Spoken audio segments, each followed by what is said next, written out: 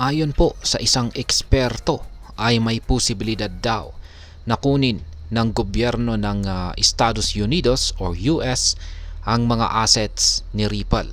Kabilang na po rito si XRP. Kung mapapatunayan po sila, mapapatunayan po na sila ay sangkot sa korupsyon o paglabag sa human rights or karapatang pantao.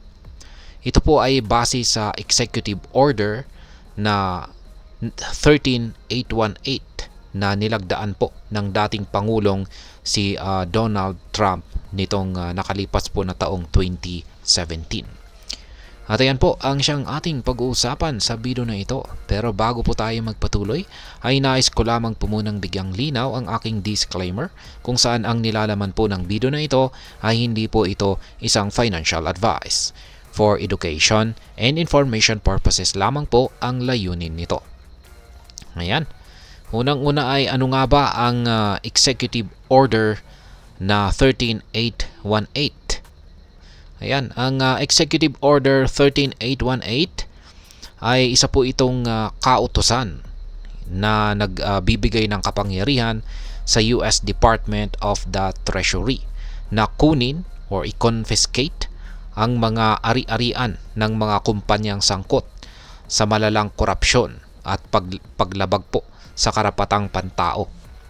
Layunin po nitong protektahan ang mga mamamayan ng US laban sa mga mapanlinlang na gawain ng ilang mga entidad. Ayan, ngayon ay ano naman ang sinasabi ng mga eksperto tungkol dito.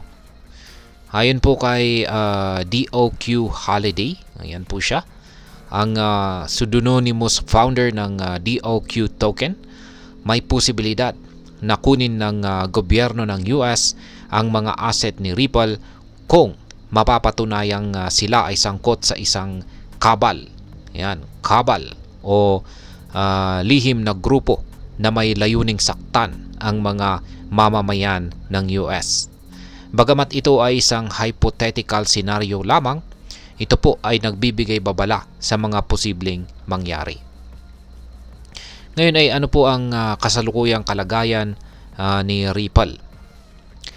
Sa kasalukuyan ay si Ripple ay hindi nasasangkot sa anumang kaso ng korupsyon o paglabag sa karapatang pantao.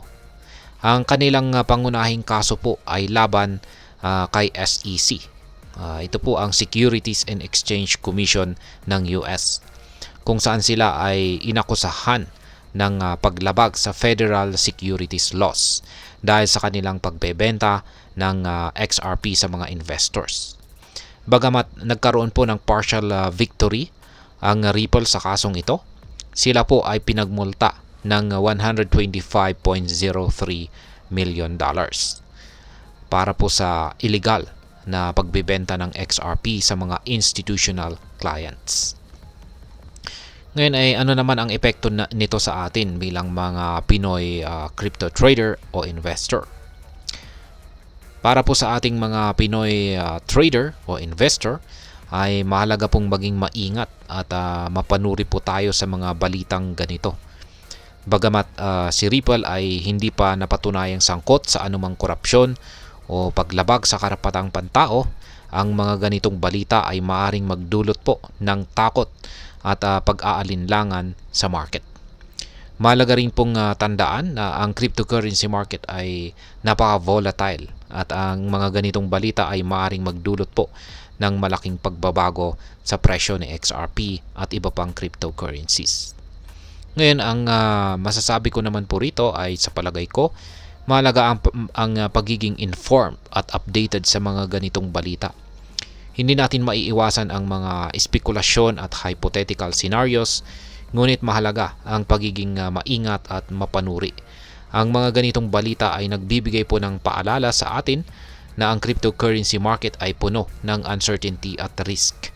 Kaya't mahalaga ang pagkakaroon ng tamang kaalaman at pag-unawa sa mga posibleng mangyari upang makagawa ng tamang desisyon sa ating investment. At hanggang dito na lamang po tayo sa video na ito mga ka-crypto. Sana po ay inyong nagustuhan ang aking paliwanag sa video na ito. Kung inyo po itong nagustuhan, pakiclick lamang po ang like button nito. Para naman po sa mga bago lamang dito, kayo po ay aking inaanyayahan para mag-subscribe. Pag-click na rin po ang bell icon nito dahil ito po ang siya magsisilbing notification nito sa mga bago kong videos na akin pong ina-upload sa aking YouTube channel na ito. Marami pong salamat sa panonood, ingat po tayo lagi at God bless po sa ating lahat.